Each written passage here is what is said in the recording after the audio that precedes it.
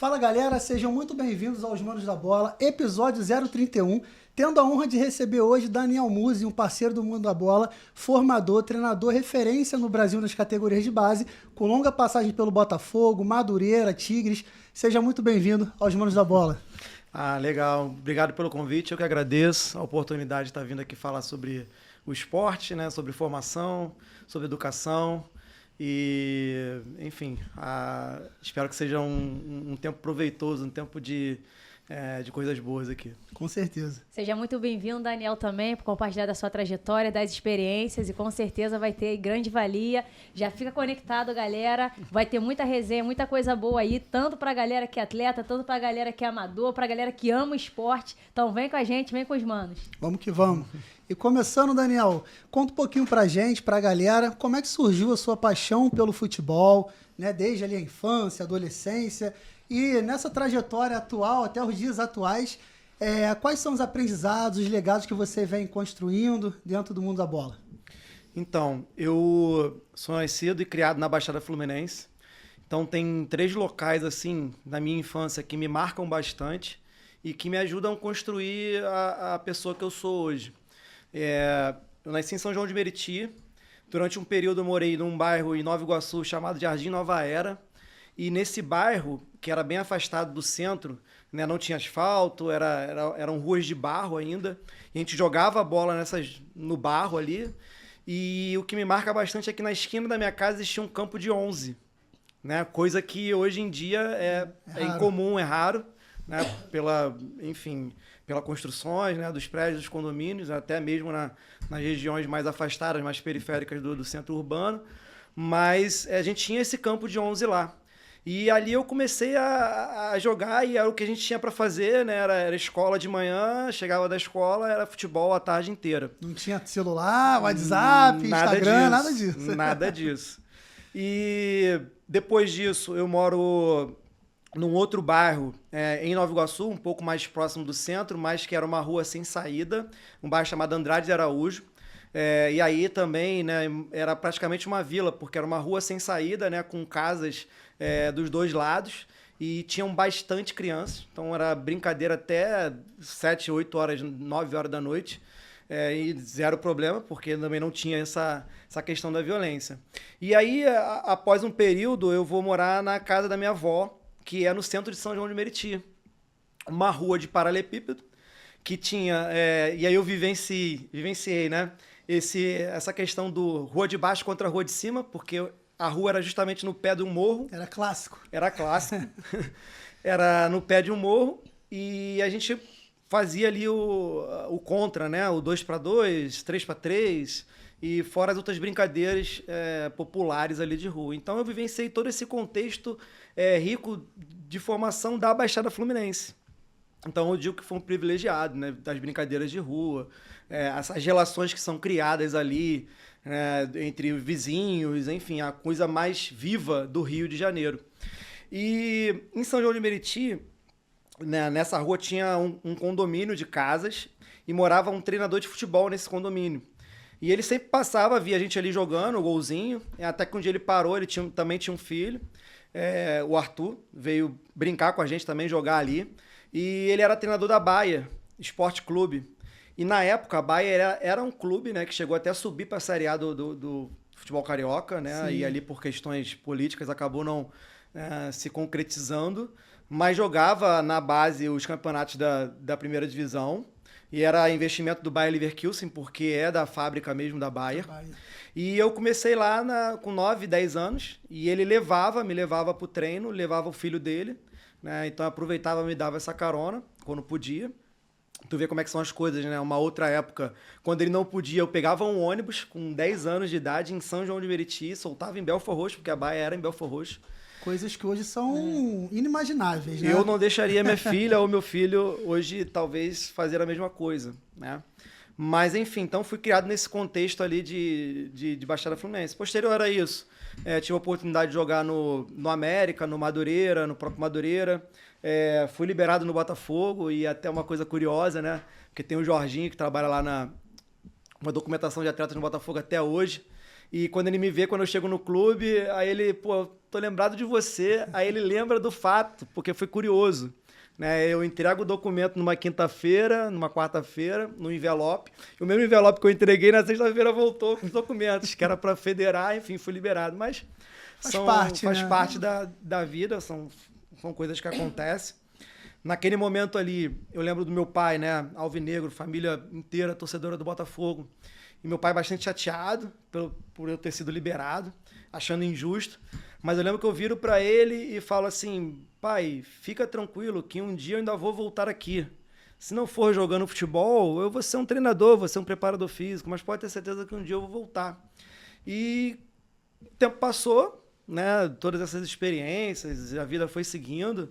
E eu lembro que ele, na contratação, quando eu fui falar com ele, eu não lembrava disso. Do fato, né?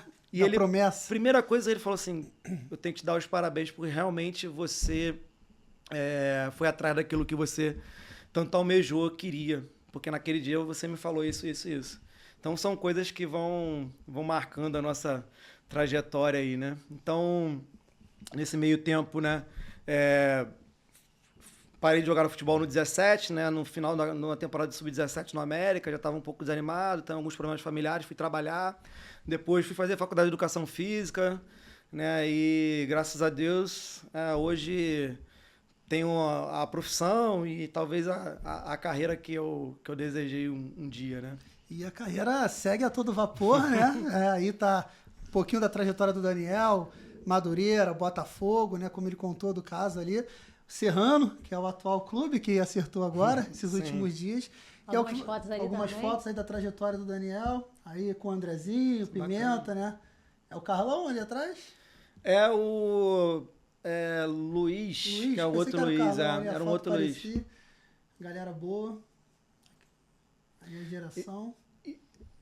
E essa geração aí é bacana, né? Porque hoje tá ali a foto, tá o Andrezinho de um lado e tá o Paulo Eugênio, que é preparador físico da equipe profissional feminina do Botafogo. Foi meu estagiário no Madureira, foi meu estagiário no próprio Botafogo e seguiu, né? Hoje é um profissional de alto rendimento. Andrezinho, talvez hoje no Rio, né? Eu brinco com ele que poucos têm a quantidade de títulos no Sub-7. Talvez isso não represente muita coisa. Eu brinco com ele isso, né? Ele é o rei do no Sub-7, sentido de... né? Talvez não seja importante, mas, enfim, no sentido de formação, entenda o que eu estou querendo dizer. Mas são pessoas que seguiram, né? E ali poderia estar você, né? Porque no jogo anterior, acho que você fez com Sub-11. Esse jogo era do Sub-10. Isso aí, né? A gente participou ali daquela competição. Foi um ano aí que o Madureira chegou nas semifinais em todas as categorias do futsal, né? 9, 11, 13. Chegou até alguma final também. A base do Madureira sempre muito forte. Aí comemorando um gol, né? Também importante.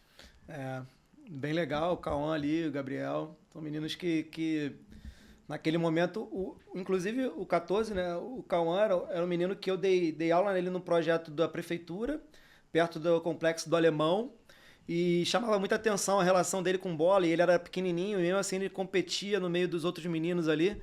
E aí eu acabo fazendo o convite, levando ele comigo, e aí entra aquela questão da influência do professor, né? Se um dia me oportunizaram, eu pude também oportunizar outros na mesma situação, levando no meu carro, muitas das vezes sendo responsável por buscar em casa, entregar e tendo todo o cuidado ali com a criança ali, para que ela pudesse participar de um esporte que nem sempre é fácil. Isso. Dentro dessa modernidade, né, e da cidade que hoje a gente tem, né? E a família, os pais precisam trabalhar também, né? Às vezes não é tão simples. Sim. Aí no Botafogo, e aí com gêmeos, né? Esse dia foi especial, a gente fez eu não lembro se foi amistoso, foi um jogo da Copa Rio. Lá no Trops? Isso, lá no Cefat. O Cefat. E na verdade, era no 15. Acabou o jogo, eles vieram falar comigo, assim, me abraçaram, aí chamou o fotógrafo, tira uma foto nossa. E aí eles já, maior do que eu ali, né? É muito cresceram, difícil, cresceram e aqueles pequenininhos, mudou bastante, né? Hoje estão aí formados, estão ainda competindo. Meninos aí do bem também. Sim. E legal, né, Daniel? Uma trajetória que ainda está aí sendo desenvolvida, sendo construída. Mas como você falou, um dia você foi oportunizado, você teve ali um baque, como também é normal no futebol, todos temos um momento ali quando você acaba não sendo aproveitado no Botafogo, mas você virou a página, seguiu em frente, estudou, se capacitou, segue ainda no mundo do futebol, construindo e vivenciando seus sonhos junto à sua família. E isso prova, né, que o atleta, quando às vezes ele não consegue ser um atleta profissional, o mundo não acaba e a gente tem que seguir em frente, né? Com certeza, é ter aquela resiliência e o poder de superação, né? Sim. E acreditar na sua capacidade, porque é aquilo, hoje você tá no extracampo, porque e tendo a oportunidade de multiplicar talentos, né? O que a gente estava falando no bastidor, né? É um desafio, claro, né? Porque você tem que não só gerir um time, parte técnica e tática, mas você também está formando profissionais, formando pessoas. Então, esse processo de formação é muito grande, por sinal, é a próxima pergunta que a gente tem aqui para poder encaminhar. Mas é isso mesmo, parabéns aí pela dedicação e muito sucesso aí no restante da carreira. E aqui falando de formação, o que te fez escolher trabalhar com as categorias de base e quais são os maiores desafios que os treinadores, né, atualmente têm enfrentado para a formação dos atletas? Então, é curioso assim, que muitas pessoas elas buscam uma orientação vocacional em certo momento da vida para saber o que ela vai fazer enquanto profissional, enquanto profissão. E alguns colegas assim que caminham por um sentido e depois descobrem que não é bem aquilo que queriam e tal. Mas por toda essa bagagem cultural, de rua, de futebol, de ter jogado, talvez eu nunca tivesse dúvidas que eu gostaria de, como um acadêmico de educação física, voltar para o futebol. E um caminho que eu encontrei mais próximo era me conectar com pessoas da época que eu tentei ali ser um jogador e enfim, não concretizei meu sonho. Então fui atrás dessas pessoas, né? O mesmo professor, aquele que me levou lá para a Bahia no início, ele estava no Vasco, como coordenador de núcleos Vasco, na administração Roberto Dinamite. O nome dele é professor Moacir Delorme. Ele já era professor do Estado há 20 anos, também de educação física. E então ele meio que também, novamente, me orientou e me direcionou. Então, comecei a faculdade, fui buscar um estágio, aí fui trabalhar lá no Tigres do Brasil, né, e conheci outras pessoas, e depois, posterior a isso, fui pro Vasco lá com o Moacir. Então, eu gostaria de estar perto do futebol de alguma forma. Né? E a forma que eu encontrei era justamente entrar no futebol de base ali como um estagiário, como auxiliar, e as portas que foram abrindo, eu fui tentando entrar e buscar um caminho ali de aprendizado, de evolução profissional, né? Então aí foi passo a passo. Mas assim, o principal foi realmente tentar me conectar com pessoas que da minha época ali de jogador de futebol de base. E o mais legal assim que eu encontrei era justamente poder participar e orientar outras pessoas assim como me orientaram, né? Então sempre tive um pouquinho esse pensamento, né? De tentar ajudar, e isso é um propósito de vida, de estar perto de pessoas. E então encontrei ali na formação de jovens algo que eu gostasse de fazer, entendeu? E os desafios no meio disso tudo? Tem os desafios, né? São vários. Como é que foram esses desafios, assim, nesse processo? Tantos minutos que passaram, né, por você, seja no Madureira, no Botafogo. Como é que são ali os desafios do dia a dia com o treinador, saber lidar com o lado mental do atleta? Às vezes o atleta teve um problema em casa ou não está rendendo naquela semana de treinamento. Um atleta que às vezes é importante, né, tanto dentro quanto fora de campo para o grupo. Ou, às vezes as discussões entre os atletas ali, os debates, mesmo sendo jovens. Como é que é para tratar todo esse contexto aí no processo com os atletas? Costumo dizer que cada cenário, né, cada fase tem as suas dores, né? E para essas dores a gente vai buscar os remédios ali, ou que vai fazer com que a gente minimize os danos, né? Então, eu trabalhei com todas as faixas etárias assim dentro do futebol. Talvez isso fosse importante para mim hoje entender cada cenário. Mas quando você está no meio do turbilhão, você vai vivendo aquilo ali, você realmente vai aprendendo e vai aparecendo coisas novas. Realmente hoje é muito complicado algumas questões, principalmente porque na sociedade que a gente vive hoje, a falência da família, como instituição, ela é algo que afeta a todos, né? E uma cidade como o Rio de Janeiro, que tem os seus encantos, tem a sua magia, mas também tem as suas dores, uma delas é talvez esse senso que nós vivemos de falta muito apoio ou falta instrução familiar. Outros pais hoje têm transferido a educação dos filhos para a escola, ou para a igreja, ou para uma religião, ou para uma cuidadora, para uma babá, para uma avó, por exemplo. Muitas das vezes nem de forma intencional, às vezes por necessidade, né? Tem que trabalhar e tudo. Outros, às vezes, por uma falta de percepção, de orientação e de referência daquilo que foi a família, mas é fato que isso afeta todos. E a gente que está no meio de um esporte altamente competitivo não tem como fugir muito disso, né? E a gente tem que sempre pensar que no clube a gente precisa tentar abraçar o menino de alguma maneira. Óbvio que a educação, a orientação que eu posso dar para aquele atleta não vai se comparar a de um pai e de uma mãe. Isso não se compara, isso não se substitui. Mas a gente pode, de certa forma, ajudar a minimizar essas dores, né? Então, os interesses hoje de rede social, de amizade. Hoje o menino no futebol é a realidade que nós temos, né? Com 14 anos ele pode assinar um contrato de bolsa de formação ali do clube que já recebe um certo valor, e quando faz 16, 17 pode assinar um contrato profissional. Não estou aqui julgando se isso é certo ou se é errado, se isso é bom ou se é ruim, mas de fato muda a realidade muito rápido de alguns que talvez não estejam preparados para aquilo ali, exatamente para aquilo ali, e viram o sustento da sua casa muito cedo, né? Em algum momento tem alguma desregula, né? Em algum momento aquilo ali afeta, em algum momento aquilo ali manifesta. E a gente tem que saber lidar com essas diferenças ali, né? No ambiente. Por vezes, a gente acaba sendo duro demais, porque a gente faz futebol de alto rendimento. Então chega uma faixa também etária que quanto mais responsabilidade, né, você tem ali, quanto mais próximo do profissional você está, mais responsabilidade você tem. Então a gente acaba às vezes não se colocando no lugar do menino e até cobrando demais. Acaba atropelando um pouquinho, né? Ou o inverso também acontece, um excesso de zelo também, que também faz mal. Também. E é difícil contrabalancear essas situações. Mas eu acredito que no dia a dia, conhecendo as pessoas. Agora, recentemente, estava vendo uma fala do João Paulo, né, do Palmeiras, né, que é fácil descartar, o difícil é ajudar. Né? E realmente, a quantidade e a rotatividade de atletas que existem no futebol de base, a oferta é tão grande que é muito fácil você descartar ao invés de ajudar. Né? E a gente pega vários exemplos de atletas ali, e um dos exemplos de treinadores assim, que oportunizam é o Diniz, para mim. Né?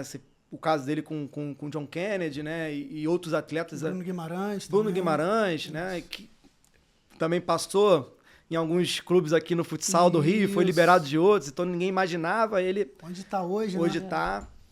E eu fico refletindo sobre essa frase, né? Então, descartar é muito fácil, né? Difícil ajudar, e como a gente pode ajudar.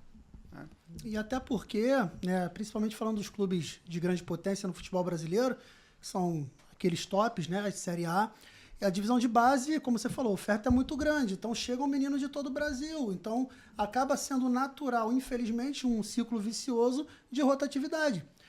A gente estava falando um pouquinho no bastidor, um atleta que hoje chega num clube grande, às vezes com 8, 9 anos, tá um grupo formado ali de 20 atletas. Um exemplo, quando for daqui a 4, 5 anos com 14 anos, daqueles 20, talvez estejam 2, 3 daquele processo inicial, né? Na fase de iniciação.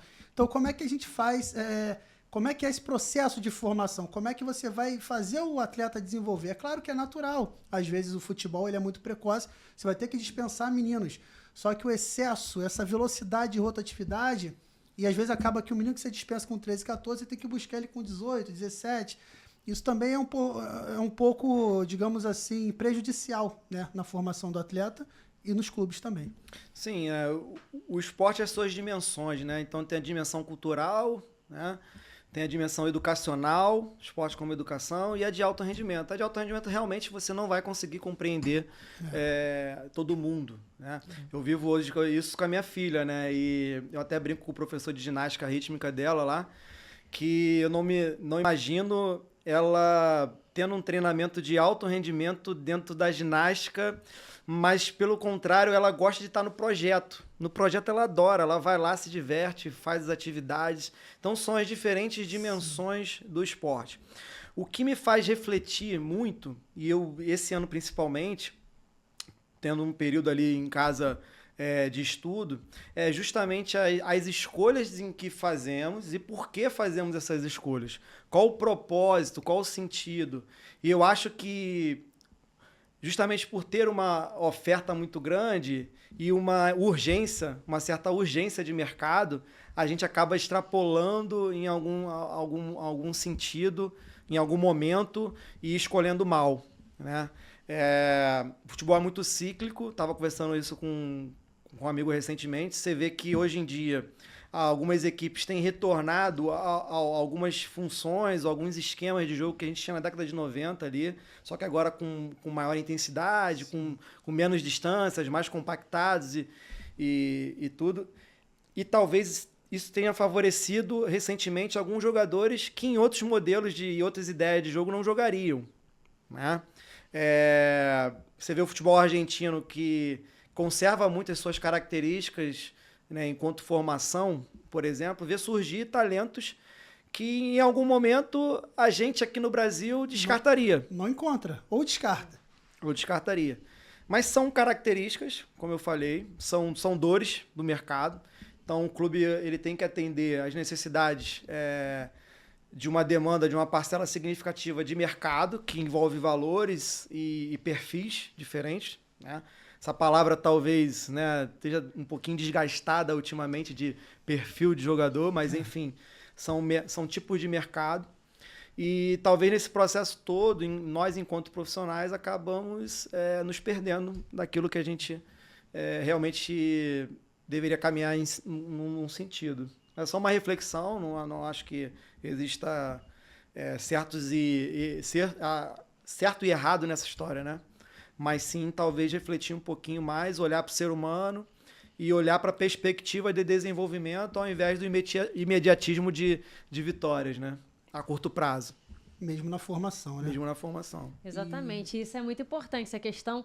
É claro que a gente sabe da necessidade do clube, da necessidade do retorno no desempenho, mas é aquilo, né? É o que a gente estava falando também. Muitas das vezes o atleta, ele tá ali ainda no processo, tudo também tem a parte mental, a parte comportamental, a parte cultural, então não é só desempenho técnico e tático. Então, às vezes, ele tá num período passando um momento ruim, um problema, às vezes ele não tá conseguindo render ali, então é muito pejorativo você já querer um resultado muito breve. Tanto que às vezes o atleta é dispensado, ele passou por aquele problema, venceu, daqui a pouco ele começa a despontar no clube, e aí o clube que dispensou começa a querer resgatar. Então, assim, isso é direto, né? Direto que acontece, mas assim, essa parte de ter a paciência, de acreditar no potencial e ter um período ali de retorno, acho que é importante ser reavaliado. Os clubes ter pelo menos um período de, como tem, né, período de experiência, vamos dizer, eu não sei, né, como é que funciona. Também, de adaptação, né, vamos dizer, de desenvolvimento. Só que hoje em dia, às vezes, sei lá, tá no período de peneira, né, a famosa peneira, sei lá, um mês que tá ali, já deu, não deu, acabou. Mas acho que é muito pouco para você julgar uma pessoa, é muito pouco tempo, né? Sim. Às vezes aquele período a pessoa tá no momento que não é o melhor que tá passando e ali ela não conseguiu render, quando na verdade aquele atleta ali pode ser uma peça tão importante, mas não conseguiu demonstrar tudo aquilo que é. Então, acho que isso é importante para os clubes reavaliar esse processo de avaliação, seja no processo de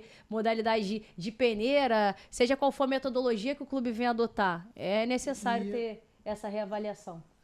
Até para os atletas, tanto que estão querendo uma oportunidade nas famosas peneiras, que também é tudo muito acelerado, e aí que o funil aperta é muito mais difícil, o Daniel sabe muito bem disso, até para os atletas que já fazem parte do grupo, que a competitividade segue ali a todo vapor, né? E pegando esse gancho, Daniel, você teve a oportunidade de trabalhar em clubes de potência, né? Como Botafogo, aí 8 anos aí na trajetória. No Madureira, que é um clube também de menor expressão, mas é um clube também tradicional. Mas pegando um pouquinho clube grande, clube de menor expressão, como é que são essas duas esferas? Como o treinador deve se comportar estando num clube grande ou num clube de menor expressão? Como é que é o trabalho?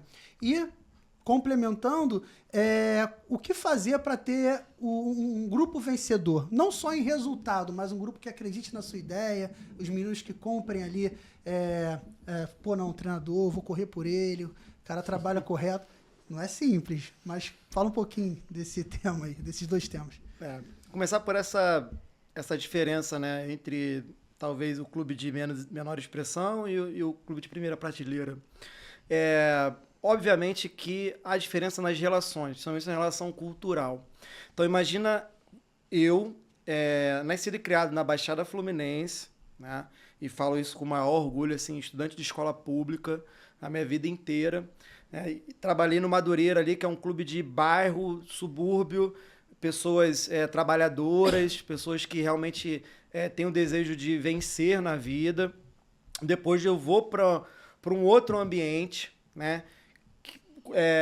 Também com outros valores ali intrínsecos, né? Com outra realidade cultural. Então, a carga de informação, talvez, que eu recebesse no Botafogo, num primeiro momento tenha me assustado ou, peraí, acho que é um pouquinho diferente daquilo que eu estou acostumado no Madureira, o nível de relação aqui é um pouquinho diferente, tem que pensar um pouco mais nas palavras, medir um pouco mais as palavras para se colocar, e realmente as discussões são de um nível mais alto. Mas eu penso que, na verdade, eu fico com a frase do Luizinho, que era meu coordenador do Madureira. Grande Luizinho. Grande Luizinho. Ele falava assim, Muzi, cara, você está sendo contratado por quem você é. Então vai lá e seja você, continue naquilo que você tem pensado e planejado. Obviamente que a gente vai se adequar ao ambiente que a gente está, mas eu nunca tive no Madureira pensando também de ser um clube pequeno. E o meu propósito de vida e o meu direcionamento naquilo que eu gosto de fazer é contribuir com o processo como um todo. Então, enquanto eu estava no Madureira, eu e outros profissionais ali, né, como o Jonathan, o próprio Andrezinho, o Jesus, você, a gente construiu algo ali que foi significativo para todo mundo.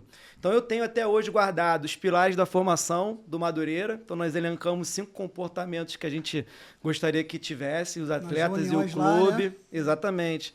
Eu tenho guardado, se eu não estou enganado, a ideia, filosofia de trabalho, ideia de jogo, filosofia de trabalho. E durante um período, né, antes ali, até um pouquinho antes do Madureira, um amigo também me abriu muito a cabeça, a gente comprou, dividido ali, uma apostila do Ferretti, que era Lendário capacidades Ferretti. Técnicas e táticas do futsal. E aí ele falava de uma série de joguinhos ali, né, desse processo de aprendizado através dos pequenos jogos e da capacidade motora, né, com a relação, se relacionando com o jogo. E ali no processo do Madureira foi sempre de tentativa e erro e aprendizado, e vai, refaz, isso deu certo, isso não deu certo, estuda mais um pouco, melhora isso aqui e tal. Então foi meio que um processo natural no Botafogo. A grande diferença talvez seja realmente na capacidade do número de pessoas para trabalho, né? Embora naquele momento o Botafogo também, dos 4 grandes ali, não tivesse maior investimento na base, era um clube grande. Hoje é outra realidade. Hoje é outra realidade. Então no Madureira você acumulava 3, 4 funções ali. Normal. Você tinha que cuidar do colete, né, e da bola. Eu lembro que o primeiro treino do campo no Madureira que eu dei foi porque um pai conseguiu um campo lá em São João de Meriti. Eu tive nesse treino. Você estava lá no treino. As bolas foram 2 bolas minhas que eu tinha em casa, que eu não sei nem por que eu comprei aquela bola lá num dia que eu estava no shopping há muito tempo atrás, ficou guardado, e mais algumas bolas que o Jesus tinha do projeto que ele estava descartando a bola. Então, realmente, há um pouco mais de dificuldade de material, de mão de obra, né? Realmente de trabalho, mas... Até de cobrança de resultado. Cobrança de resultado e tudo. Mas eu acho que, assim, você tem que fazer o melhor que você pode, né, com aquilo que você tem, realmente. né? E aí você vai aprendendo, você vai galgando outros degraus e você vai subindo, né? Dentro de uma perspectiva também, que não é porque você está no Madureira, você está mais embaixo do que um outro profissional que está num clube de Série A. Isso para mim também não é o mais importante. Até porque o mundo da bola ele gira. Exatamente. E gira muito rápido também. Mas é realmente você fazer o melhor que você possa fazer. Então, com esse propósito de ajudar, de auxiliar, de contribuir, né? E eu fiz o que eu podia dentro do Madureira, né? E talvez isso tenha aberto essa porta. E quando eu chego lá, algo talvez que fosse mais estruturado no sentido de eu pudesse absorver muito mais, né? Poxa, são outras experiências aqui, bacana e tal. Então, talvez, como o treinador deve se comportar, eu acho que é justamente desenvolvendo as suas ideias, né? Botando a mão na massa, tentando contribuir para o crescimento, tentando dar o seu melhor, né? E aí as coisas vão caminhando, entendeu?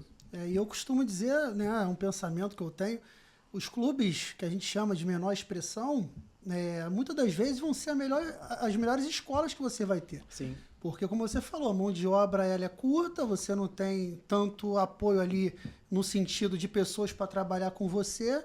Então, muitas das vezes a gente vai dar um treino, choveu muito, pingou a quadra e você olhava os moleques doidos para treinar, claro, para não colocar eles em nenhum tipo de risco, mas você fala, se eu passar o rodo, secar essa quadra aqui, sim, daqui meia hora espera um pouquinho, dá para ter o treino. Os meninos vieram na chuva, os pais se deslocaram. Então, assim, quantos aprendizados você não tem? Às vezes faltou muita gente, então você tem que adaptar o treino. Se a pessoa num treino para 15 atletas e só foram 10, aí tu tem que se virar.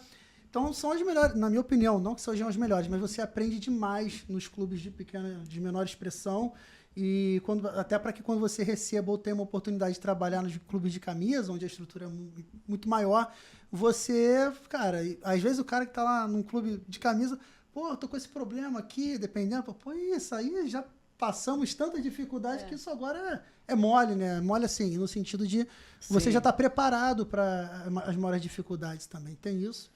Sim. E os atletas, que era a segunda pergunta, como fazia para ter a confiança dos atletas?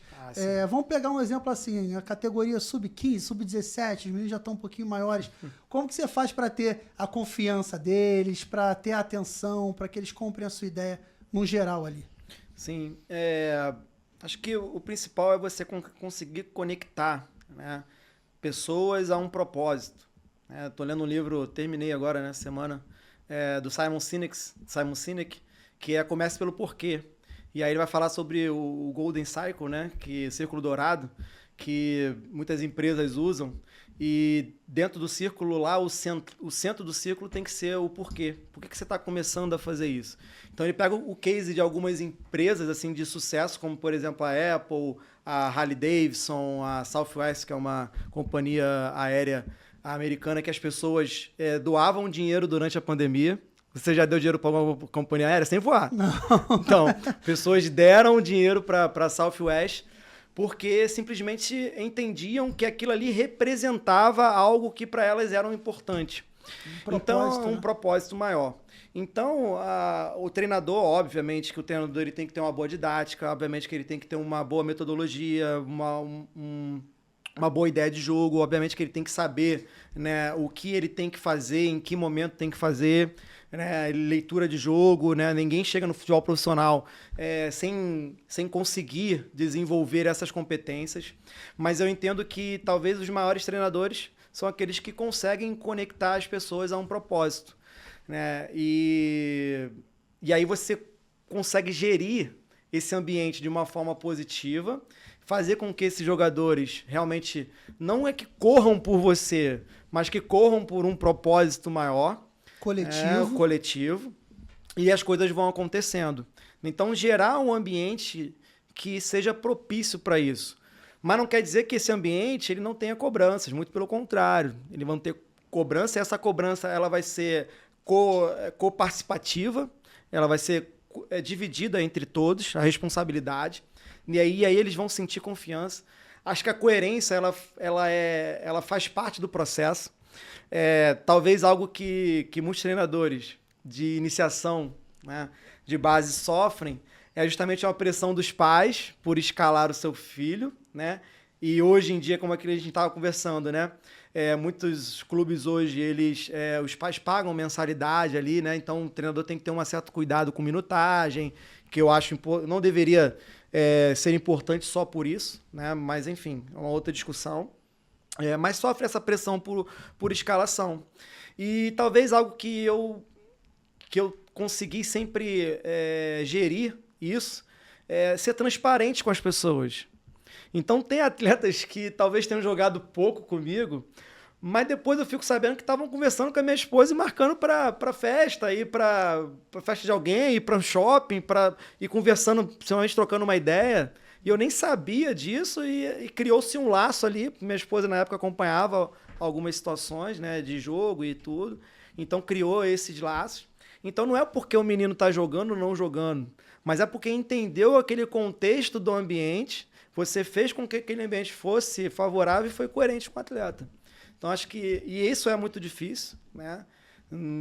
Quanto mais você vai para cima ali, chega perto do profissional, um 17, um sub-20, manter esse ambiente, mas acho que são diferenciais ali na carreira do treinador. Excelente, com certeza. Essa questão que você falou dos laços, né? E eu tava pensando aqui. E ao treinador não só conhecer o talento que cada atleta tem, mas também saber um pouquinho da história de vida, né? Que fosse um breve resumo. E, poxa, claro que tem essa parte do atendimento psicológico. Existe ali, né, todo um aparato nutricional, psicológico, também de fisiologia. Tem Sim. aquela equipe por detrás do bastidor que, né, com a comissão técnica faz esse trabalho de excelência. Mas ainda aquele clube que não tenha toda essa estrutura. E até o que tenha, mas acho que é importante ter esse feedback entre esses setores, né, ter essa conciliação para poder você conhecer um pouquinho do atleta. Às vezes ele tá num momento ali, como a gente acabou de falar, passando um problema. Então o treinador já vai saber, poxa, ele tá com aquela situação ali, deixa eu dar uma injeção de ânimo nele, deixa eu ver qual é a forma que eu consigo fazer com que eu venha extrair mais dele. Então, para cada situação ali, sim, vai ser uma situação diferente. Então, acho que é importante essa questão de forma humanizada você tentar extrair o melhor que cada pessoa tem. Acho que isso é muito importante. Essa leitura do ambiente, essa leitura da pessoa, se colocar, uma empatia, né? Se colocar no lugar. Até porque, também, quanto mais na formação, nós professores, né, treinadores, somos referência, como nós falamos aqui. Às vezes é uma falta de um pai, de um abraço paterno, né?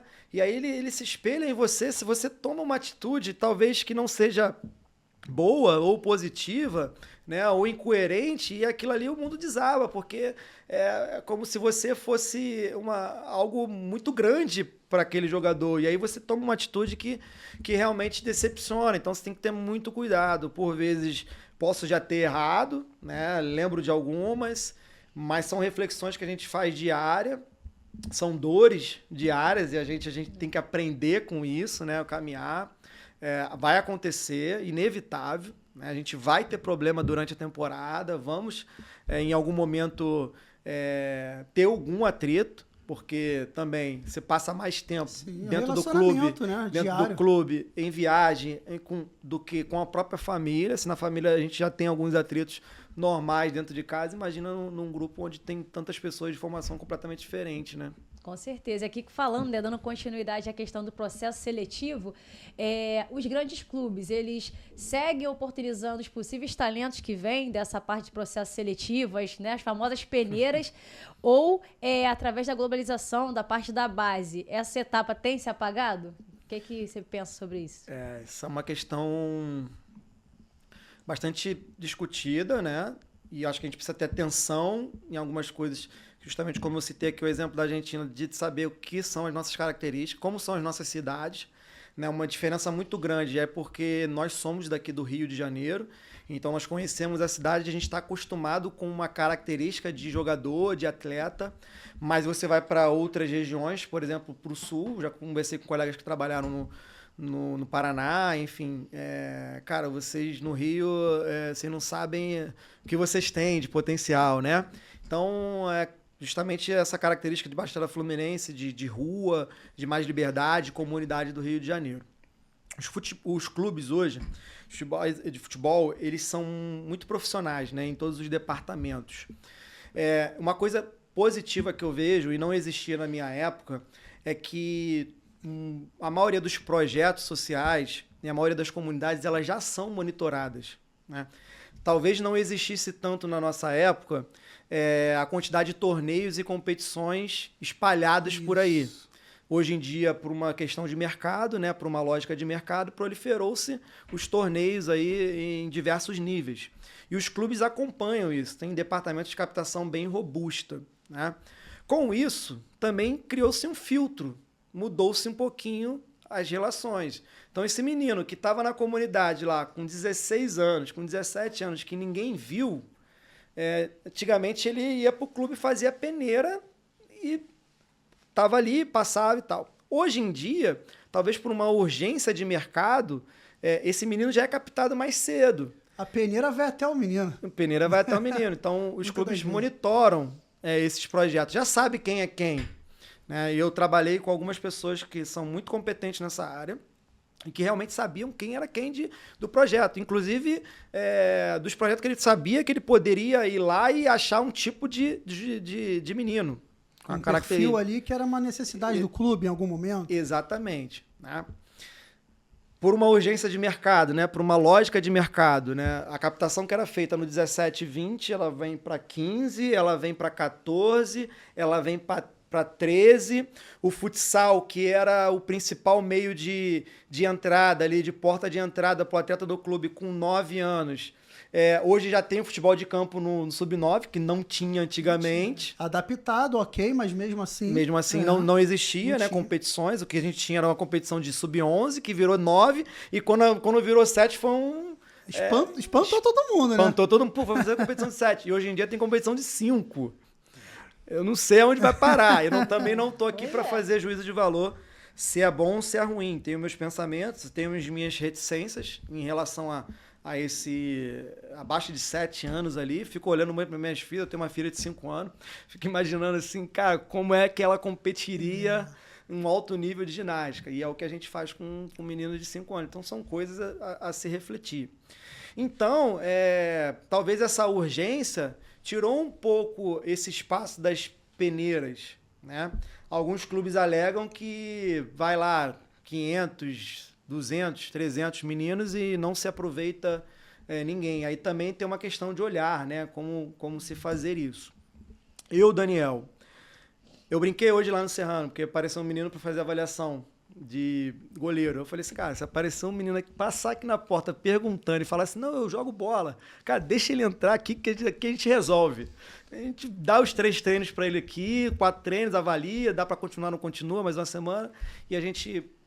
percebe. Então, essa urgência de mercado talvez tirou um pouquinho essa liberdade do clube ou do próprio menino procurar o clube para poder conseguir passar numa peneira, né?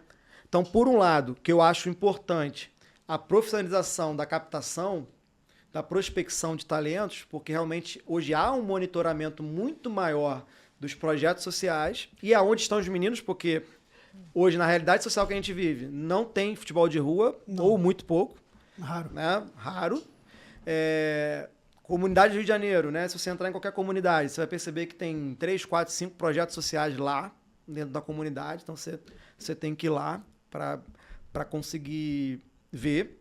Mas, ao mesmo tempo que melhorou esse nível de monitoramento, também realmente essa porta que talvez esteja fechada para uma captação direta de peneira, talvez também...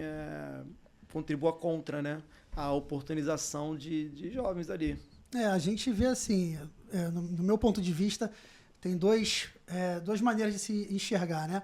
O primeiro na nossa época, assim, né, pegando anos 90 e tal, início dos anos 2000, o atleta, poxa, vou fazer uma peneira no Botafogo. Pô, vou me preparar, vou lá em Marechal Hermes, ou General Severiano, vou sentir o ambiente do clube e tal. Eram outros tempos. Hoje em dia já não. O menino, para chegar até esse momento de acessar o clube, poder fazer um treinamento junto com o grupo, principalmente ali, já passou por vários outros filtros, né? Porque tem o projeto que é interligado ao clube, aí o observador do clube já vai no projeto, que tem, sei lá, 100 meninos, ele já viu 2 ali que são diferentes, traz para o clube.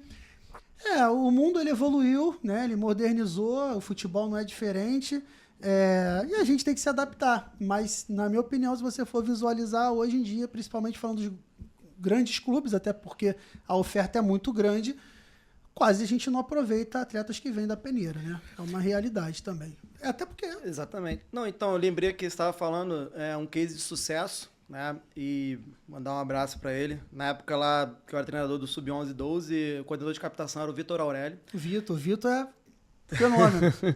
E o departamento era composto por 2 pessoas, 3, né? Ele, Matheus e o Pedro Ivo. E eles tinham um processo de sábado que funcionava no campo menor do Caio Martins, porque no Caio Martins eram 3 campos ali. E aos sábados ele pegava os meninos abaixo do Sub-11, porque o clube não tinha a categoria. Começava no 11 justamente comigo. E ali já ia separando, já ia monitorando. Então era muitas crianças num sábado. Às vezes que eu fui lá, eu falei, cara, que loucura isso. E realmente, assim, quando eu falo muitos, eram 100 a mais, assim, né? Talvez, se ele vier aqui um dia, ele pode contar como é que era esse processo. Mas desde subir 8, 9, 10. Acho que 8 ou 7. E os meninos eram monitorados ali, né? Alguns a gente perdeu para outros clubes, porque como o clube não conseguia, naquele momento, absorver, né? E outros ofereciam algo talvez mais imediato, o pai acabava optando, né? Mas rendeu muitos frutos daquele projeto. Um deles é um menino chamado Cauã Machado, que acabou de ser convocado para a seleção Sub-15. O Cauã Machado é de Nova Iguaçu, né? Ele sai de Nova Iguaçu, ele vai até o Caio Martins todo sábado, né? Através do contato do Vitor Aurélio, quando tinha 9 anos. Ele, quando faz alguns treinos comigo no Sub-11, porque a gente via realmente que a gente tinha uma perspectiva nele, realmente era a relação dele com o jogo, com os colegas, com a bola era diferente. E quando ele faz 10, ele treina junto com o meu 11 e fica no clube. Hoje em dia ele está no 15 e acabou de ser convocado para a seleção brasileira. Então já é um fruto daquele projeto que começou lá atrás.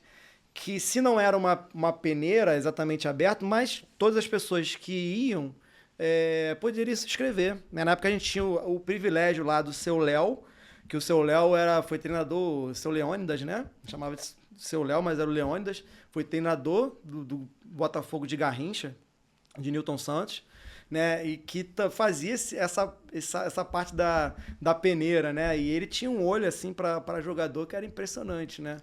Então era uma lenda viva do clube que participava. E tudo isso, como eu falei, né? Da questão do você mencionou a questão do ambiente, como é que você fazia os caras correrem para você.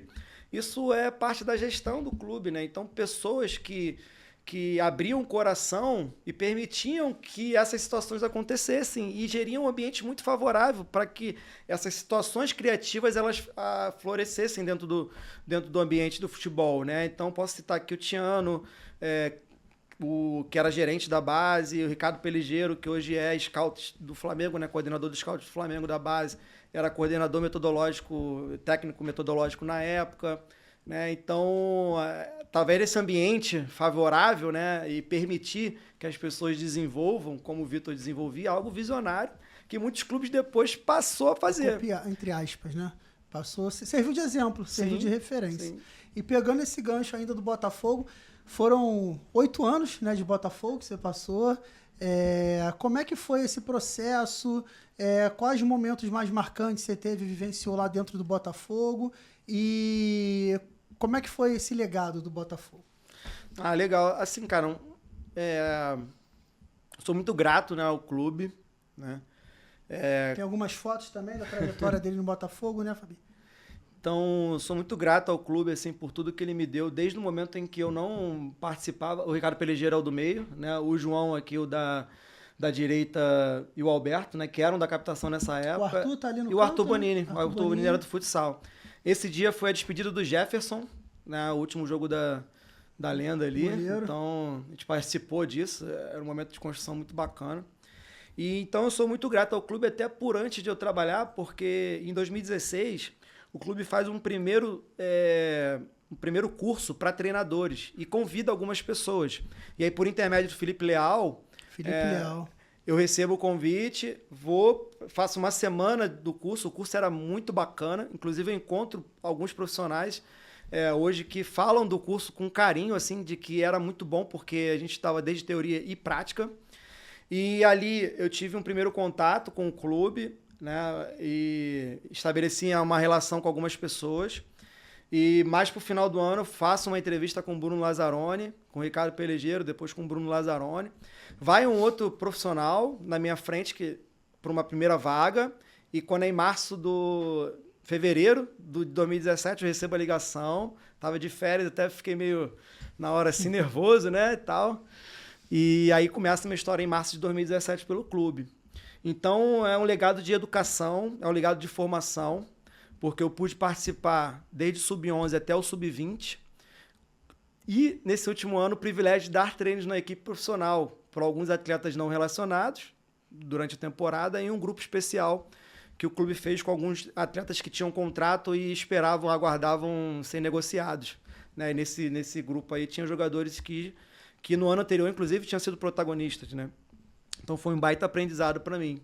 Então, essa construção, para mim, assim, o que o Botafogo representa é justamente o profissional que eu aprendi a ser.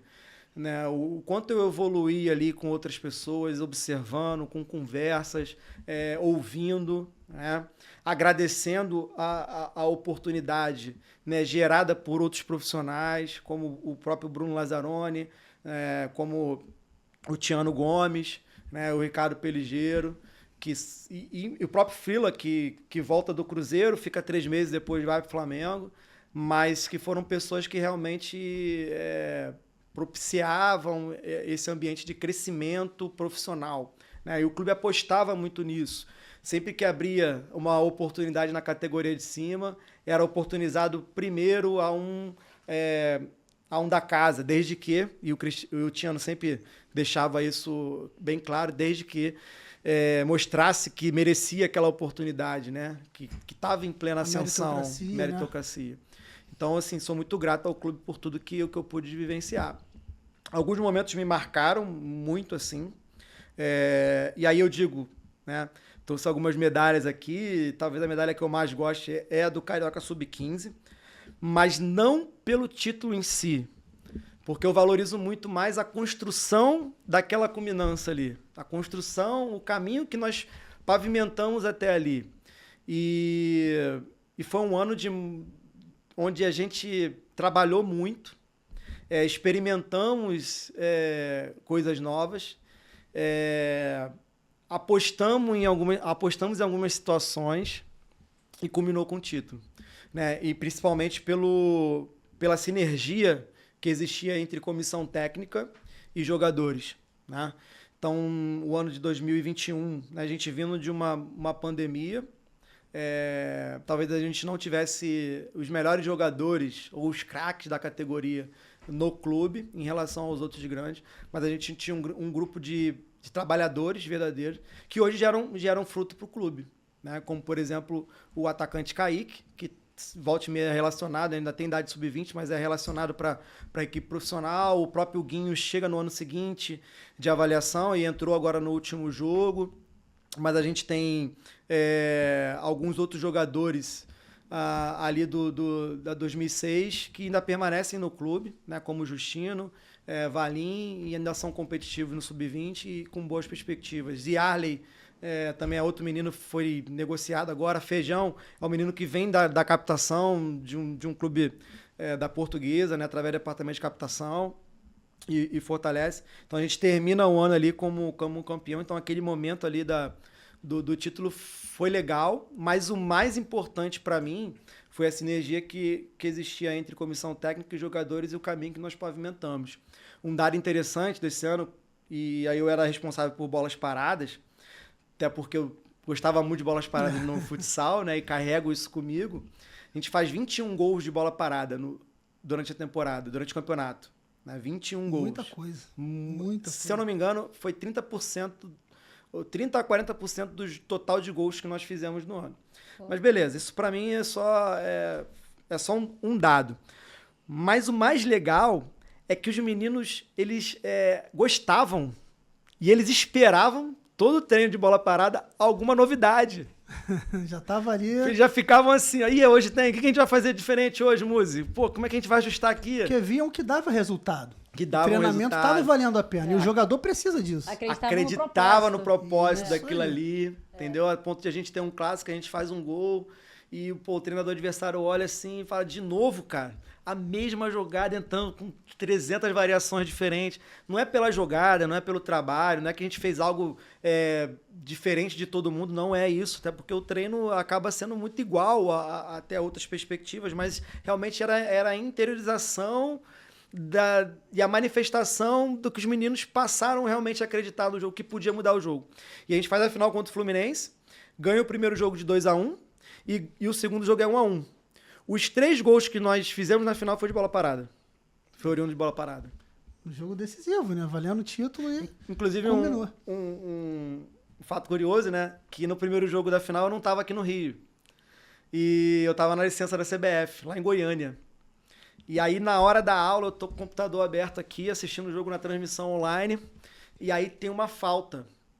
E era a falta perfeita para onde a gente treinou uma jogada que a gente vinha ao longo do ano treinando.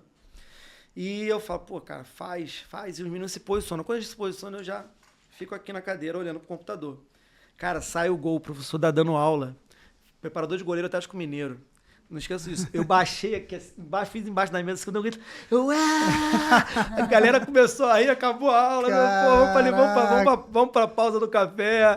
Porra, vamos. Não tinha como. Não teve como. Então, assim, foi uma alegria imensa. Valeu a pena ali, né? E aí foi assim, uma das maiores alegrias, né? Esse ano, inclusive, meu pai acaba falecendo num acidente de carro e os meninos me abraçam, né? Logo quando eu volto a trabalhar, uma semana depois, 3 dias depois ali, do sepultamento. Então, assim, também foi algo que me marcou bastante, esse mesmo grupo 2006. E agora, para finalizar, né, eu fui agraciado aí com uma coisa muito positiva que o clube fez, que foi levar todos os funcionários, oportunizar os funcionários que queriam, né, aí a Buenos Aires assistir a final da Libertadores. E pós a final, a gente, todos os funcionários foram para a festa do título, junto com todo mundo, com família de jogador, com o jogador, não fez separação de ninguém. Então, pude vivenciar esse momento com o clube, né? Estando ali no meio, né? Então, foi um momento, assim, muito emocionante, muito marcante para mim. Poder estar vivenciando aquilo ali no futebol profissional de uma certa forma, né? Influência zero no título, nada, né? Embora eu desse alguns treinos ali no profissional, mas, enfim, não é o caso. Mas pude estar ali no meio de todo mundo ali. Faz parte, né, do clube, do processo que é histórico, de formação. Né, E de alguma forma também, né, mesmo estando comemorando lá e participando com um profissional, você citou a questão do seu pai, também, pô, você teve ali com o profissional do Botafogo, né? Sim. Que é uma coisa que você já tinha também lá atrás, né? No início, quando o atleta fala, pô, um dia eu vou voltar aqui. Quantas oportunidades, quantos momentos, né, gratificantes você teve aí sonho, dentro do Botafogo. Muito legal. Muito bacana. E falando, né, de Botafogo, seguindo aqui, teve algum atleta, algum jogador que você treinou na base, se tornou profissional, aquele que às vezes não era tão destaque, né, de que se imaginasse, esse vai despontar, ou vivenciou alguma situação do tipo?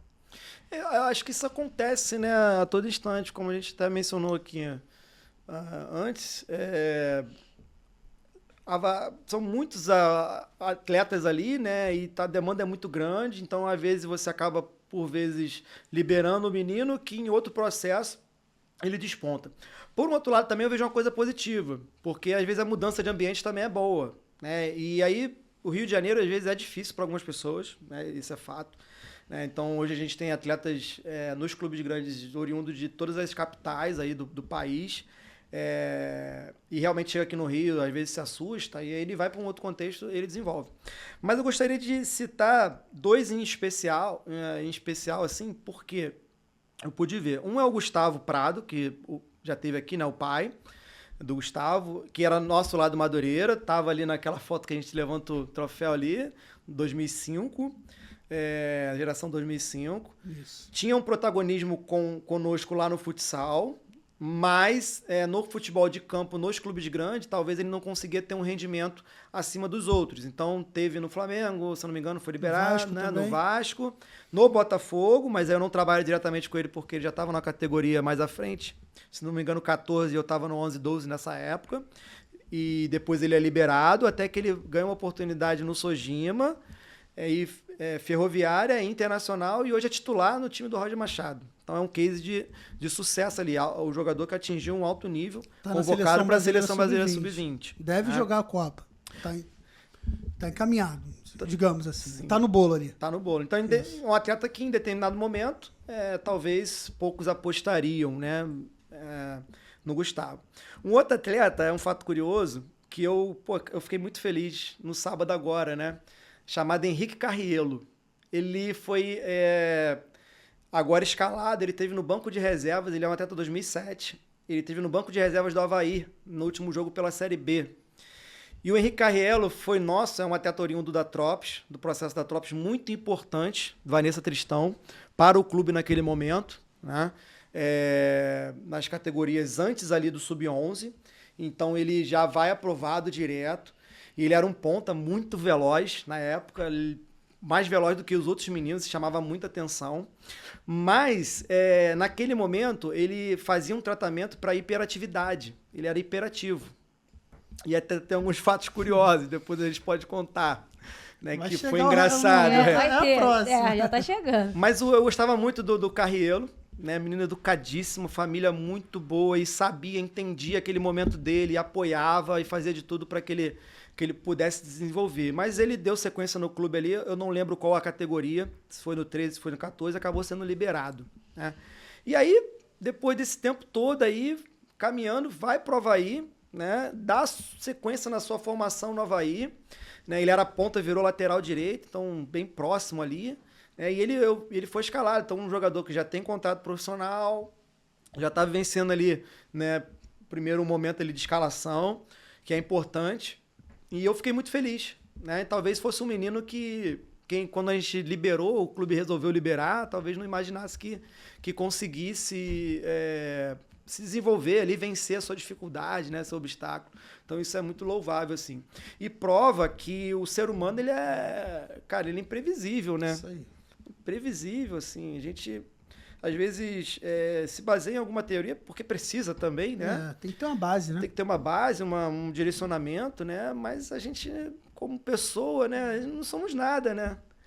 Como contei o caso do meu pai, falo com ele numa sexta-feira à noite, né? Antes de dormir, até acordei, no dia seguinte de manhã cedo eu estou recebendo uma ligação do meu irmão que ele sofreu um acidente. Então, assim, ser humano, né, é isso, né? A nossa vida é isso. E as pessoas podem mudar de acordo com o ambiente que está inserido, né? E naquele momento também, às vezes tem um problema, ou às vezes não é um problema, às vezes é uma fase que ele está passando, a gente precisa dimensionar isso. Mas o fato também é que não temos bola de cristal, então tem que ser realista também. Se a gente pudesse prever o futuro, quem seria o novo Estevão, então a gente já estaria rico, né? Porque eu apostaria nesse atleta. Já está certo. Já está certo eu ganhar dinheiro com ele no futuro, mas não é assim que funciona, né? São muitas variáveis ali no futebol. Verdade. E agora, entrando no momento resenha, né? Isso aí. Conta pra gente aí, dentro dessa longa trajetória, um momento que você fala, cara, isso aí, esse dia eu ri demais, foi uma loucura, foi super engraçado.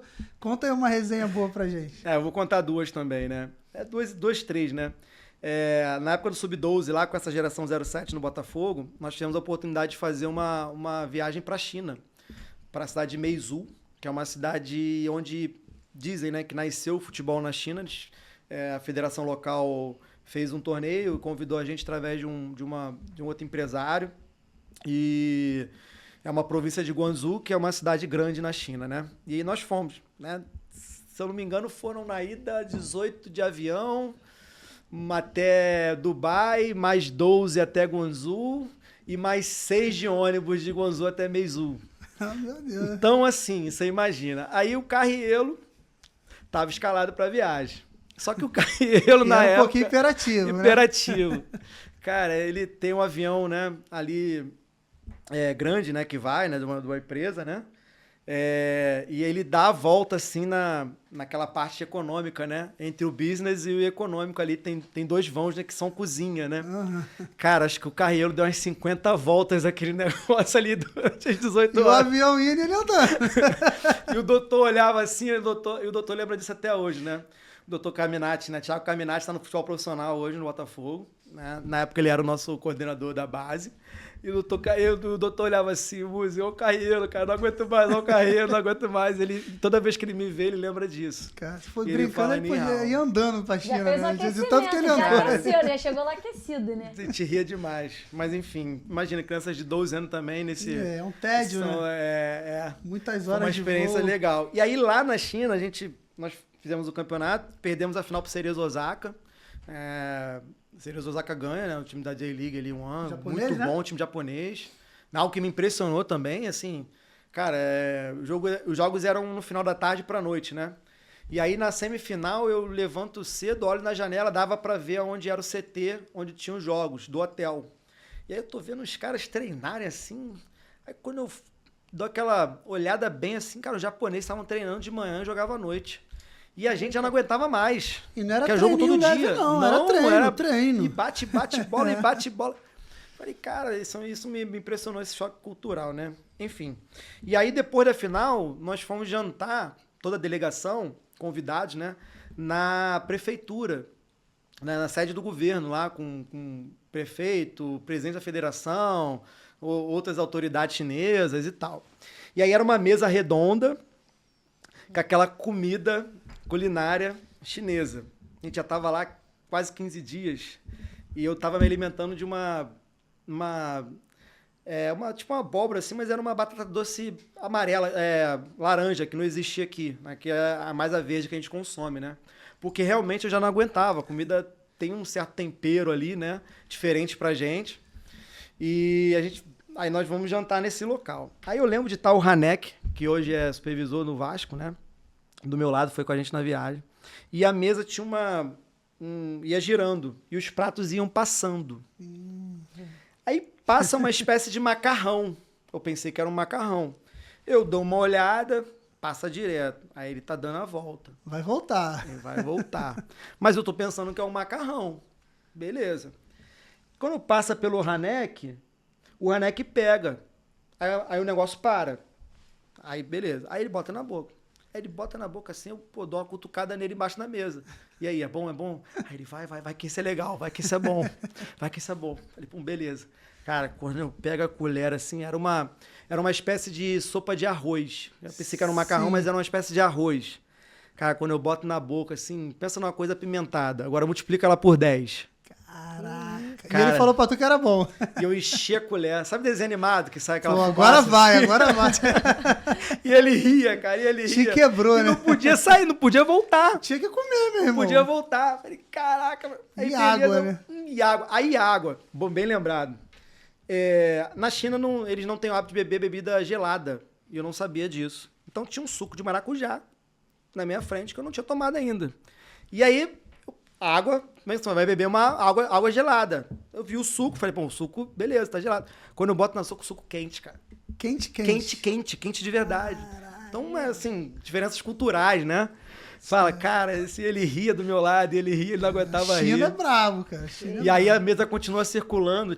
E aí tinha uma resenha nossa lá, dos meninos, com a gente na comissão, que tinha um tal do sapo, né? Que eles fazem lá, que é uma iguaria chinesa. E aí, não vou comer sapo não. Pô, será que vai ter o sapo? E aí passa um prato que era igualzinho um sapo, cara. Aí o prato passa, ninguém pega. Aí o prato passa, e ninguém pega. Aí passa... Cara, o presidente da federação levanta, pega o prato e bota na minha frente, cara. No meu prato, assim. Te sorteou. Ele levantou mano... E era sapo? Não era sapo. Depois eu descobri que não era. Mas na hora você comeu Mas achando na que hora, era sapo. parecia, cara. Parecia. A Foi perninha e tal. sorteado, cara. Cara, e aí não mas tinha alguma como fazer coisa a era, né? desfeita. Pô, eu não lembro exatamente o sabor, mas assim, de tudo, não era o mais Dava apimentado. pra levar. Mas aí todo mundo na hora ficou olhando assim, depois a gente ria contando, isso foi bacana. Resenha demais, né? Culinária assim, Culinária diferente. desafiadora. Muito bom. Mas muito boa. Boa essa resenha, galera. Gostaram aí? A galera aí que gosta de viajar. Pesquisa gosta da antes, culinária, hein? Pesquisa, é pra bom. poder não passar por esses desafios aí. Exatamente. Faz parte. Verdade. É contigo agora? E aqui, né, falando de bastidor dos vestiários, teve alguma conversa impactante, emocionante que você vivenciou, né, com a equipe, dentro do vestiário, que você vê ali que houve alguma diferença depois daquela conversa, e também qual a importância da família para o processo de formação, assim, dos atletas? Então, teve sim, inclusive com esse grupo 2006, que nós fomos campeões, terminamos, acabamos sendo campeão do estadual, mas a gente, 2 rodadas anteriores,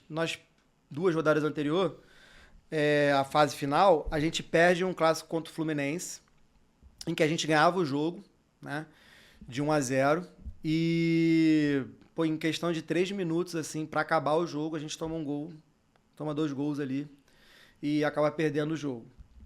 E essa derrota, né, o adversário com 1 a menos. Até um profissional do Fluminense comenta comigo que talvez foi a única vez na carreira dele que ele ganhou com um time com menos um jogador. E um clássico, né? Um clássico, né? Enfim, né, foi uma derrota dura pra gente, porque ao final do jogo, né, normal, são meninos, e o Fluminense ali teve um atrito ali, os meninos entre eles, e a gente tenta apaziguar e tal, e eles saem muito cabisbaixo do campo e a gente vai pro vestiário.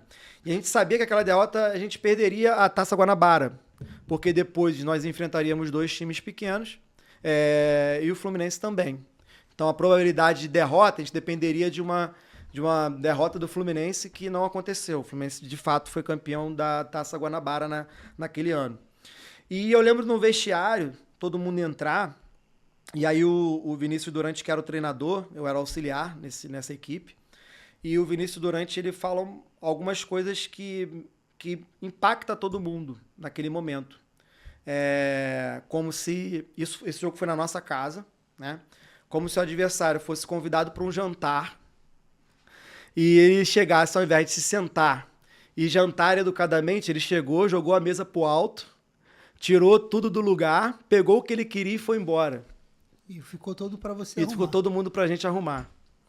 Só que a gente tinha uma oportunidade de arrumar a casa e devolver, ou não devolver, né? Não há sentido devolver agora a palavra, me perdoe. Mas de mudar o final da história, porque ainda tinha a final do estadual. Então aquilo ali deu um gás pra gente na reta final, e que a gente passa assim pelas quartas com autoridade sobre Boa Vista, se eu não me engano. Ganha a semifinal do Flamengo e do Vasco de Rayã, e ganha a final do Fluminense. Não, minto, acho que foi Flamengo, isso mesmo, a semifinal foi Flamengo. Foi até o gol de bola parada. E a gente ganha do Fluminense. Então, assim, quando eu digo que não foi pelo título, pra mim, talvez se não tivesse ganho, aquele ano foi um ano mágico. Pela construção que nós tivemos ali, enquanto pessoas, principalmente, pela sinergia que se criou naquele ambiente, por todo mundo entender que era possível através do trabalho, que era possível através do trabalho, que era possível construir isso no dia a dia, né? E talvez um grupo desacreditado, a gente conseguiu terminar com o objetivo final, entendeu? Muito então legal. isso me marcou bastante. E a família, assim, cara, eu acho que é muito legal quando você trabalha na iniciação, essa proximidade com as pessoas que compõem o núcleo familiar dos meninos. Óbvio que há os exageros, há os excessos ali dos pais que transferem talvez um sonho, né, para uma criança. E hoje, trabalhando nas categorias mais velhas, pô, quando eu vejo assim, alguém mais exaltado, eu fico pensando, pô, ele não tá nem na metade do caminho, não sabe nem o que espera ele. Porque e aí, muitas das vezes, quando chega num 14, num 15, já não quer nem mais ver jogo, de tão a carga de estresse que ele já desgastou demais, né? desgastou naquele processo. E aí, cara, a família dos Gêmeos é um exemplo disso, que a ligação continua até hoje. E em especial a do Gabriel Carioca, que está no Bahia, que é o camisa 10 do Sub-20 do Bahia, hoje. A Fernanda a mãe, né? E o pai do Gabriel Tá aqui. ali. Isso, eles estão aí. Eu até... É aqui? O Gabriel É. Isso. Não, esse é o Teshima, deixa eu ver. O Gabriel acho que não tá nessa foto. É. Não, esse é o Gabriel- 006. 06. É. E aí eles se mudaram pra Bahia, assim, quando o Gabriel foi aprovado pelo Bahia. Também é outro menino que tava ali no processo, teve lá no Botafogo, acabou pela distância, eles Flamengo moravam... também, né? Teve no Flamengo, Isso. foi liberado pela distância da residência até o Caio Martins, acabaram não ficando no Botafogo. Em algum momento foi oportunizado no Bahia e tá lá até hoje com boas perspectivas, já tem contrato profissional, enfim, tá encaminhado na carreira, né? Mas os pais, assim, uma coisa que o pai do Gabriel me fala e que me marca bastante, uma vez conversando com ele, eu brinquei, né? Eu falei assim, cara, deixa o Gabriel voar, cara. Tu vai lá pra Bahia, mudar tua vida, largar o emprego e ia ter que arrumar outro emprego lá, pô, sendo que ele tem ajuda de custo, pode morar no alojamento do clube, é bem cuidado, o clube oferece boas condições e tudo. E ele, pô, Dani, eu só tenho esse e eu não posso perder. Mas eu não posso perder, não é perder no sentido de que ele vá se desvirtuar na vida ou então até acontecer um acidente ou não. Mas é justamente de oferecer todo o suporte e educação para que ele consiga se desenvolver. Né? E eu peguei uma entrevista agora de semana passada do Gabriel, que ele falou coisas muito legais. Ele jogou contra um time da Copa do Nordeste, Sub-20, que era um time praticamente projeto. O Bahia ganhou de 10-0. O repórter faz uma pergunta meio que provocativa para ele. Pô, 10-0, foi fácil? Aí ele, não é fácil. A gente precisa respeitar todos que participam do processo do futebol, porque eles vivenciam uma outra realidade. A gente tem uma realidade de clube grande, não nos falta nada, mas só de eles estarem jogando aqui, para nós podemos viajar até o Maranhão e jogar. Acho que o jogo era no Maranhão, é um privilégio para a gente estar aqui também, o torcedor do Bahia podendo ver. A gente precisa respeitar isso, respeitar a competição. Então, quer dizer, ele educadamente articulado, então isso é família. Isso é família. Não tem Isso é dúvida. legado familiar, entendeu? Então, acho que a gente sente a diferença nos atletas que podem contar com isso. Obviamente que na nossa sociedade isso não é realidade, né? De todos poderem ter isso, né? Acaba sendo um privilégio. E aí é a nossa responsabilidade enquanto clube de minimizar essas dores. Verdade, vai Com- partir da Perfeito. tabela. Agora é só a 9, que aí vai é. pro... Só rapidinho, como é que é? Quais são as diferenças você que passou por todo o processo de formação, treinar um grupo de sub-11 e um grupo sub-20? Que obviamente tem muita diferença, mas as principais aí, como é que trata cada um? Bom, é privilégio para mim, né? Também nessa construção de carreira, especialmente nesse último ano, assim, as oportunidades que vão surgindo, né? E aí eu vou começar essa resposta ao contrário, porque trabalhando com sub-20, sub-20B ali, e os não relacionados e grupo especial do profissional, eu pude ver realmente a cabeça de um jogador profissional que tem um alto salário, que tem uma responsabilidade enquanto profissional, né? Então, embora não fosse aquilo que eles naquele momento queriam estar passando, principalmente porque o clube vinha ali num período de briga por título, né? Ganhou 2 títulos, dos maiores títulos do clube no ano passado. Talvez eles quisessem estar vivenciando no grupo especial, no grupo principal, mas estavam ali no grupo especial e se dedicavam. Não teve um dia de treino, né, que eu fosse dar lá, que eles tirassem o pé, ou que não quisessem fazer, ou que questionassem, ou que reclamassem. Muitas das vezes, jogadores mais experientes me ajudavam a dar o treino. Então isso me chamou a atenção. E aí a cabeça de um jogador sub-20, porque a gente entra naquele limbo ali, né? Não é nem tão adulto, não é nem tão criança, né? O sub-20 e 17, que muitas das vezes, por não estar no momento de protagonismo, ele faz biquinho, ele reclama, ele não quer trabalhar, ele dá desculpa, ele fica no DM. Então, eu tive essa percepção, pude ter essa percepção ano passado por vivenciar esses 2 ambientes. Então, Aí fica uma reflexão para os atletas, e é o que eu sempre conversava. Cara, se talvez esteja nessa condição hoje de não relacionado num sub-20, mas que amanhã pode mudar. O treinador muda, né? O clube se transforma, muda, e inclusive esse ano teve exemplo disso lá dentro, né? Alguns jogadores que estavam no sub-20B comigo e tinham contrato, o clube tentou negociar, não conseguiu, permaneceram, e hoje tem oportunidade maior com outro treinador que está no momento. Então essas coisas acontecem. Então essa diferença entre sub-20 e profissional eu senti bastante. Nas categorias iniciais, cara, é muito legal, é muito engraçado assim, né? E aí eu falo que talvez hoje, se eu for trabalhar de novo num sub-11, num sub-12, eu vou com outra cabeça, porque eu estava naquele momento também experimentando igual a eles, né? Coisas novas ali, e por vezes posso ter agido de forma que em algum momento poderia ter sido mais vantajoso, melhor, né? Mas não entendi muito bem. Hoje eu consigo enxergar um pouquinho mais esse processo. Mas é justamente gerar confiança nos meninos, que eles possam jogar, se divertir, né? Então tem que ser prazeroso para eles. E à medida que você vai subindo, o nível de cobrança e de exigência, eles também vão aumentando. E aí é natural isso, né? Vão entendendo mais. E talvez a categoria que fique ali sempre entre uma coisa e outra é o 17, né? Ele tá ali num momento de transformação muito grande da vida dele. 17, indo para 18 anos. É uma virada de chave, né? Uma virada de chave, né? Então, o sub-11, 12 ali, 13, cara, não te roubam no treino. Porque o maior prazer deles é aquilo ali, é estar ali. Puder treinar o dia todo, eles vão. Exatamente.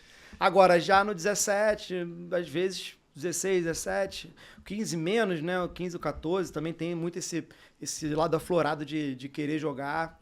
Mas no 17, talvez no 16, 17, se em algum momento você tem que administrar um pouquinho melhor essa relação ali de dar o seu máximo, de entender que você precisa ser condizente com o seu sonho, uma coisa que eu falo muito. Pô, olha só, toda vez que você chega atrasado no treino e você não passa pela academia, por exemplo, você não está me enganando o preparador físico, você não está sendo coerente e condizente com o seu sonho de ser jogador, entendeu? Porque você pode achar que ninguém está vendo, mas cada treino que você deixa de fazer é um aprendizado novo que você deixa de ter. E, por consequente, é menos evolução. E um passo atrás, né? E um passo atrás.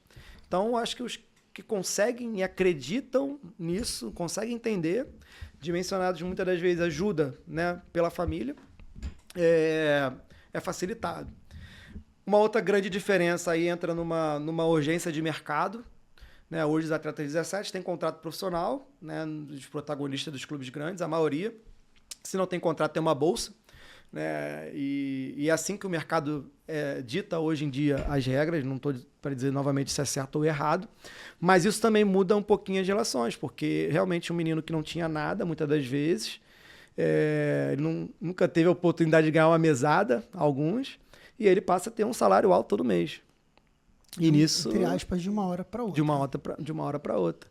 Então, se é difícil para a gente gerir mudanças, imagina para esse menino. Foi difícil para mim gerir uma mudança de Madureira com uma remuneração que muitas das vezes nem existia, e não é vergonha falar isso, né? Sim. Enfim, são coisas que a gente vai construindo ali, e eu apostei nisso. Quando eu passo a ter uma remuneração, a cobrança é outra, e aí você fica... Né? Em algum momento você precisa se adaptar, então também gera uma estabilidade. Então precisa entender esse momento também do menino, mas pela forma como o mercado tem ditado, né? Às vezes, por vezes, é complicado para o menino gerir isso e para todos que estão à volta dele. Perfeito. E chegando agora, resenha do quadro Tabelinha tabela. com os manos, né? Tá preparado? Vamos agora é a tabelinha. Fabinho, solta a vinheta pra gente.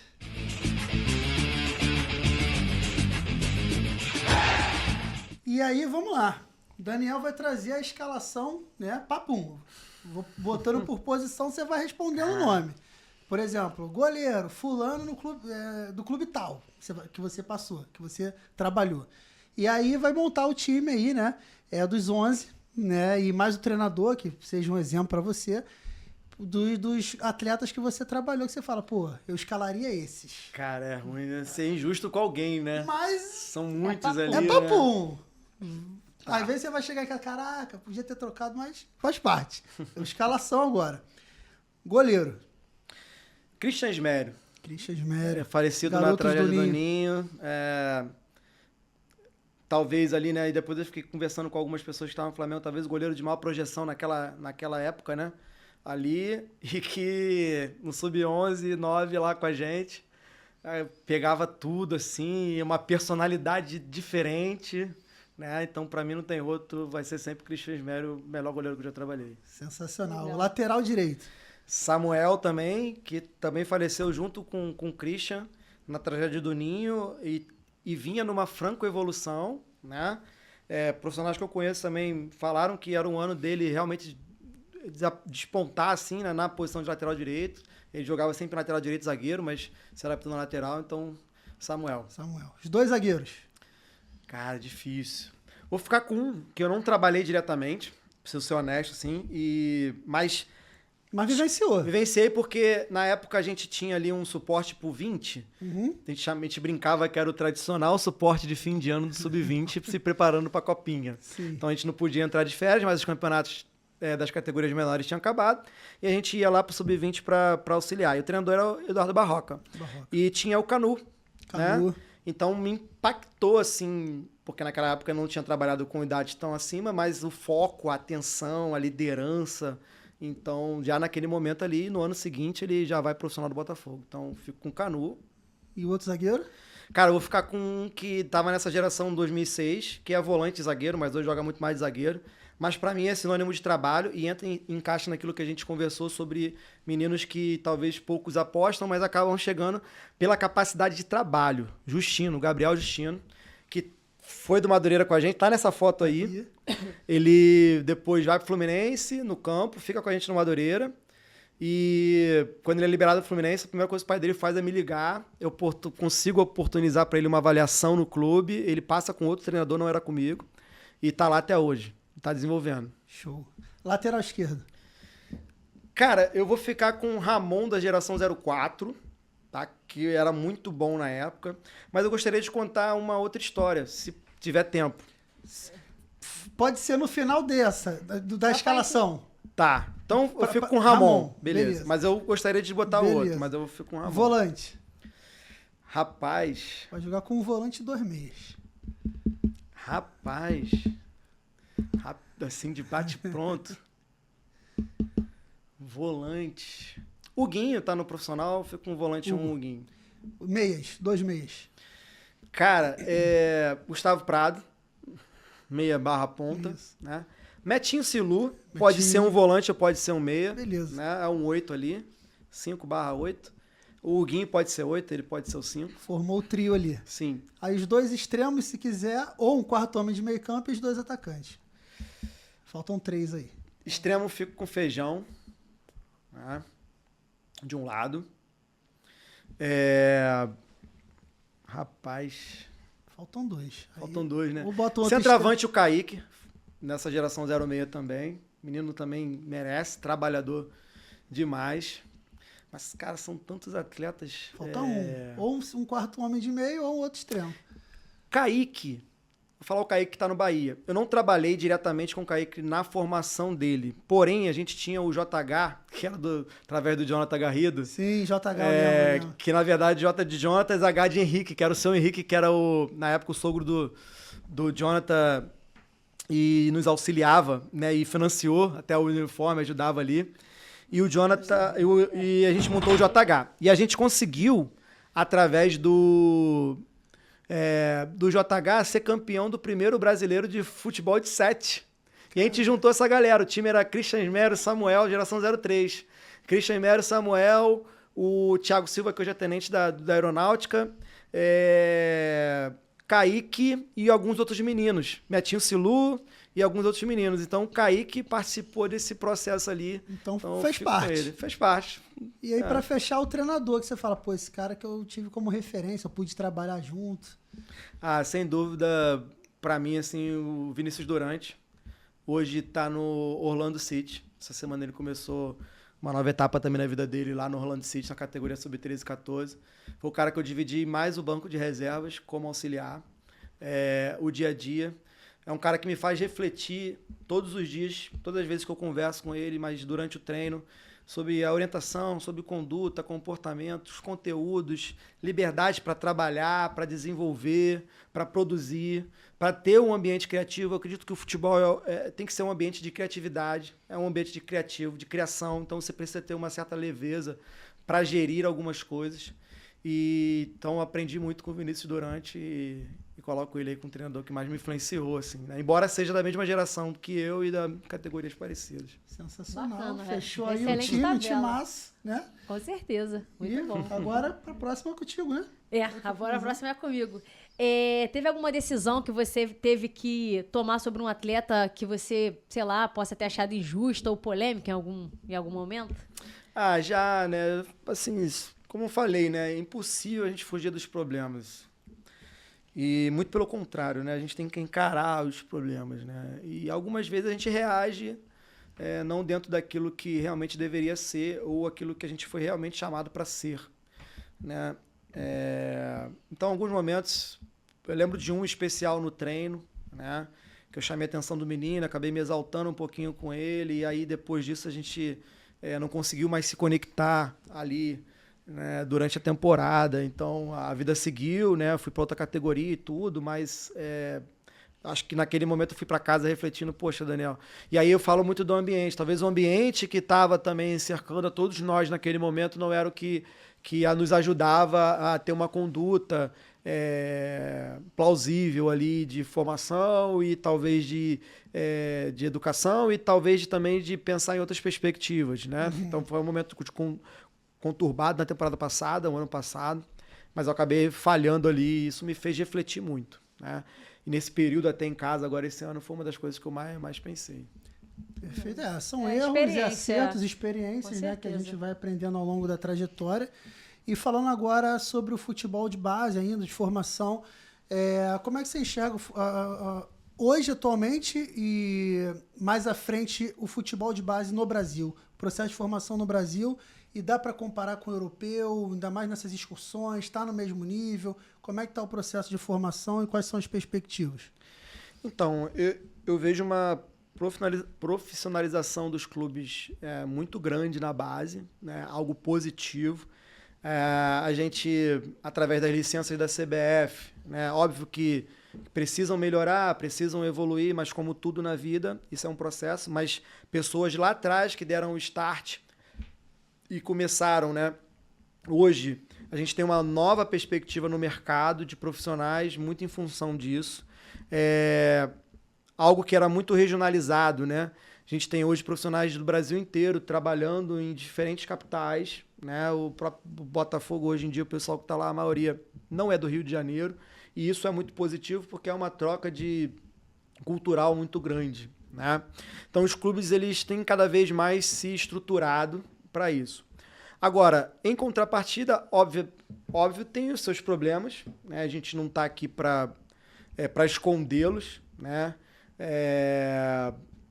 Mas eu penso que cada vez mais a gente tem dado passos significativos na melhora da formação do jogador. Uma grande diferença que eu percebo conversando com alguns profissionais que estão fora do país ou com alguns clubes quando vêm jogar torneios aqui ou quando um brasileiro viaja e tem de feedback, é que talvez o europeu ele se importe muito menos com o que é de imediato, o que é o jogo seguinte.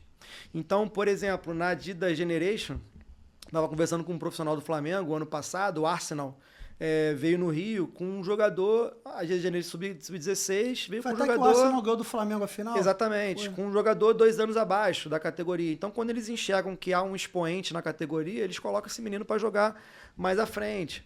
E assim, é um pouco mais leve a rotina de competição, deixa os meninos passear, enfim, se preocupam menos com o treino. Talvez o brasileiro, né, ele tenha essa veia um pouco mais competitiva de imediato. Então, o brasileiro sub-17, a Copa do Brasil sub-17, brasileiro sub-20, inclusive o Brasil sub-20 esse ano teve rebaixamento, que é algo que tem que se pensar. Isso. Eu acredito que a gente tem que oportunizar. O Inter saiu, né? Um clube gigante. O Internacional foi rebaixado no 20. Exatamente. O peso que a gente dá a um rebaixamento é muito grande. e não é saudável para profissionais da base da vivenciar, formação, para né? formação, entendeu? São carreiras que podem ficar manchadas ou marcadas por um momento, né? Então, eu Só acho uma que é algo... observação. Inclusive, saiu uma matéria hoje que o Internacional já está fazendo uma grande reformulação na base mediante esse rebaixamento do 20. Exatamente. Então se vende essa ideia de terra arrasada. Não sei se é o caso, não conheço ninguém no Inter, não estou aqui para fazer julgamento precipitado, mas se vende uma ideia de terra arrasada para poder realmente chegar politicamente também e mudar tudo. Então talvez essas sejam as dores ali dos clubes brasileiros. Então a gente dá um peso muito grande para essas competições. Eu acho que tem que oportunizar, né? Também é uma grande discussão. A gente tem 20 clubes na Série B também que participaram do Brasileiro Série B, né? E poderiam jogar porque tem bases bem estabelecidas, bem organizadas e conseguem competir, viajar. E a CBF, como fomento do esporte, precisa realmente fazer essas competições, mas refletir realmente se vale a pena ter um rebaixamento ali na competição ou se faz um campeonato com 40 clubes, aí se discute formato. Uma outra discussão que a gente teve aqui no Rio o ano passado, através do Thiago Aprígio, que é coordenador técnico metodológico hoje do Cuiabá. Na época ele era coordenador do Flamengo, e ele me perguntou o que eu achava do estadual, que antigamente era no segundo semestre, ele ser antecipado para o primeiro, que na verdade antigamente era no segundo, ou era um calendário um pouco mais extenso. No pós-pandemia, a gente criou a Copa Rio, porque no início do ano os clubes pequenos não conseguiram se organizar para começar o estadual. Então a gente deu um gap de tempo ali, fez a Copa Rio com quem conseguiu fazer e depois fez o estadual. E aí o calendário continuou no segundo semestre. Então o que eu achava de trazer o calendário para o primeiro semestre para justamente não confrontar com os jogos de brasileiro do Sub-17. Sim. Só que aí o que aconteceu? Aí os clubes votaram, eu achei positivo. Os clubes votaram, né? E ele levou isso adiante. E realmente trouxeram o estadual para o primeiro semestre. Só que o que a CBF fez esse ano? Colocou o brasileiro Sub-17 no formato que era do brasileiro Sub-20. Ou seja, com longo. 18 rodadas, né? 19 rodadas, 20 equipes. O 17 pegou o mesmo padrão. Então você tem hoje meninos que jogam quarta e jogam sábado. E são viagens, né? Quarta. Não só por aqui. Exatamente. Algumas viagens de ônibus, quando tem Rio, Minas, por exemplo, pra gente aqui, são viagens de ônibus. Então é algo para se refletir, porque os meninos passam longos períodos sem ter treino de conteúdo. E a vivência familiar também, né? Porque a vivência estudantil. Exato. Não estuda. Está estudando ainda, exatamente. E aí é uma grande... Eu, como professor escolar, que sou também, né? Tenho essa outra carreira em paralelo, eu fico pensando, poxa, é uma grande demagogia, não há outra palavra, e a gente não consegue medir isso, falar que a gente está preocupado com a formação do ser humano. Se o local que é especial para isso acontecer, ele não está frequentando. Tem homeschooling, tem hoje o EAD, que se desenvolveu de forma absurda no pós-pandemia. Eu faço curso de inglês EAD, né? Então, ok, beleza. Mas a escola, o ambiente escolar... A vivência, né? Ela tem várias outras vertentes que são importantes. E aí, como é que você quer formar um melhor cidadão se esse menino não vai para a escola? Porque imagina, um jogo de quarta-feira no Rio Grande do Sul, né? E antigamente, porque esse ano não teve, né? O Chapecoense jogava, né? Então teve caso do Chapecoense, que você pega 2 voos para sair de Chapecó, né? Para sair de Santa Catarina. Então, aí você vai jogar, você vai 2 dias antes, ou um dia antes, aí joga, demora mais um dia para chegar, num jogo de quarta, que o menino viajou na terça de manhã, que chegou só cansado na quinta noite em casa. Na sexta-feira ir lá para a escola? Não vai. Não vai. Então, assim, são coisas para se realmente refletir. Mas, enquanto processo de formação, eu vejo cada vez mais profissionais capacitados, com bons trabalhos, isso independente se estão no grande, se estão no pequeno. Muitos profissionais no pequeno também altamente qualificados, né, com trabalhos assim maravilhosos. Lá no Serrano agora, né, o trabalho que eu estou herdando, até brinco, né? Que o mínimo é ganhar o campeonato que tem, e o que subiu, tá no 20, é ganhar o do campeonato do 20, porque o cara do 20 já ganhou o anterior e ele ganhou o que viajou agora, né? Não é o mais importante ganhar, mas é só brincando ali. Então, porque o trabalho foi foi bem gerido, né? Bem tocado. Então, a prova é que os processos seletivos hoje, para qualquer clube, eles são muito competitivos, porque Exato. realmente são profissionais capacitados, né? Bacana, galera. E agora a gente está chegando nos momentos finais, né? Chegando. Com certeza, chegando nos momentos finais. Passou rápido. É verdade, passou. A resenha foi boa. Qual conselho você daria para um jovem treinador que estaria iniciando a carreira agora e que deseja chegar onde você chegou? Não, eu também não tenho que dar um conselho Daí, para mim, né? Então, E o que né? você tem também, Eu ainda né? Ainda tem em mente para o futuro, né? bastante aí para aprender. Hoje mesmo estava conversando com alguns amigos, né? Um que está lá em Portugal, num grupo, conversando um pouco sobre a carga de treino, né? Como eles organizam lá, como é que eles fazem um morfociclo padrão ali da semana, né? O que se trabalha, enfim. Então, realmente buscar conhecimento, que eu acho que isso aí ninguém vai te tirar, né? Algo que ninguém te tira.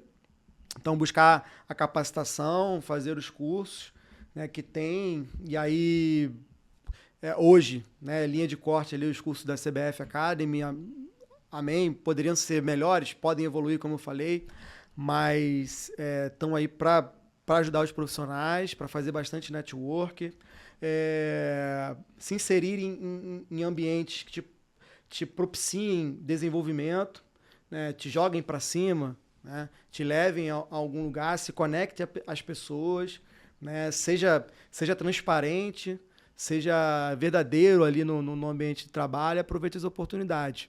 Tentem desenvolver.